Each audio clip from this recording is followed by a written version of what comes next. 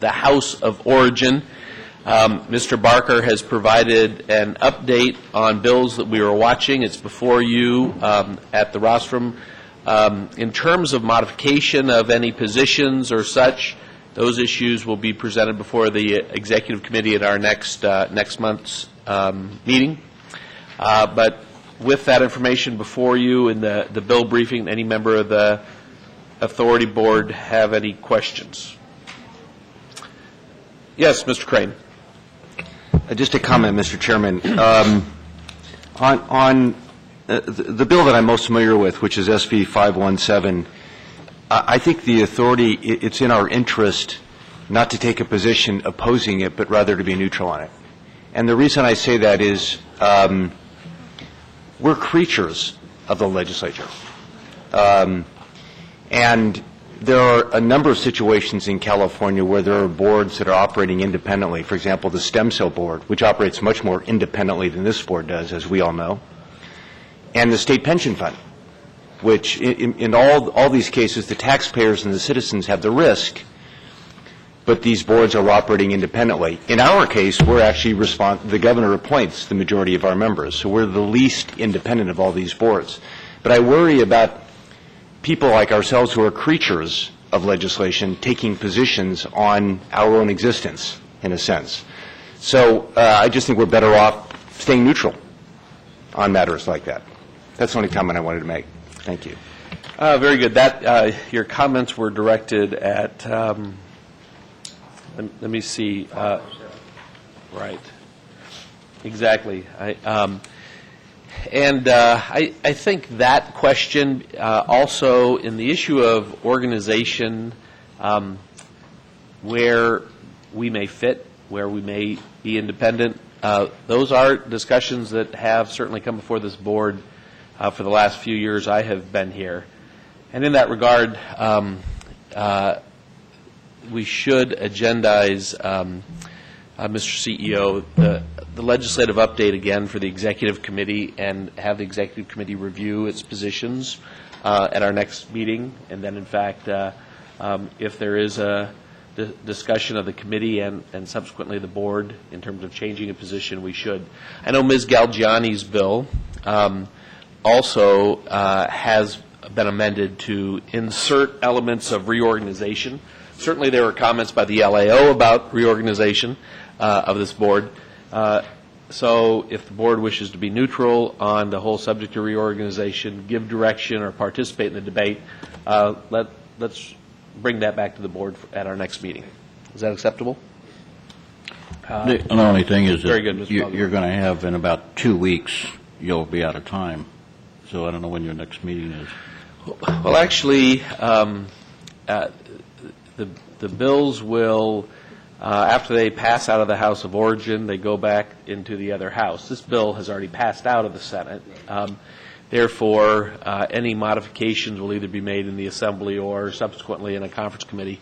The legislature this year will probably not bring up these bills much in committee until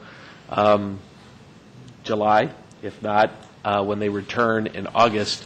And certainly on the Assembly floor, this bill will be heard in August. So our next meeting, I believe, is in July 14th. So we do have the ability to have that discussion. Yes, Mr. Balganorth. I mean, I don't want to. No, that's fine. It's just going to you're going to start the debate here in the next couple of weeks. So you are correct. You have time before you have more time to finish it, but you're going to have a lot of stuff happening in the next couple of weeks. No question about it. Mr. Umberg. Mr. Chair, I think something to consider along the lines of what Commissioner Crane has just raised is taking a bit more nuanced approach. So, for example, when we simply say oppose, we actually probably have more to say than just that we're against the bill, and we may be able to offer input as to our rationale, and as to some aspects we may not oppose. So, for example, well, I'll leave the examples for another day. But in any event, something for the Executive Committee to consider. Yeah. Mr. Chair? Yes. Yeah, I agree with those sentiments. I think it's a bit of a broader discussion than the specifics of one piece of legislation, because we have multiple pieces of legislation that may or may not fit together.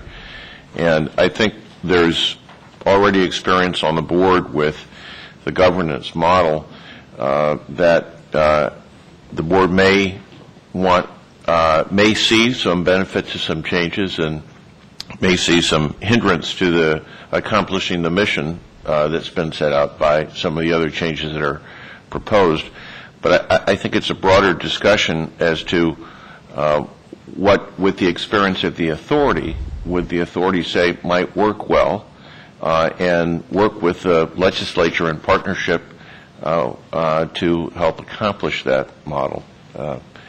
Obviously, I'm new on the block, and I don't have that collective experience, but I imagine that you all may have some thoughts on what works well. Yes. I think everybody has a couple. And actually, from my position, I'd like to know what the governor's thoughts are on it. Again, this was established, this board, by legislation signed by a governor. And I think Mr. Crane's point is well taken. We certainly could be modified as almost every administrative function, executive function within the state is often modified. I'd want to make sure it's modified in conformity with Prop 1A and some of the other elements that do restrict the structure, but I certainly don't think we should be outside that discussion.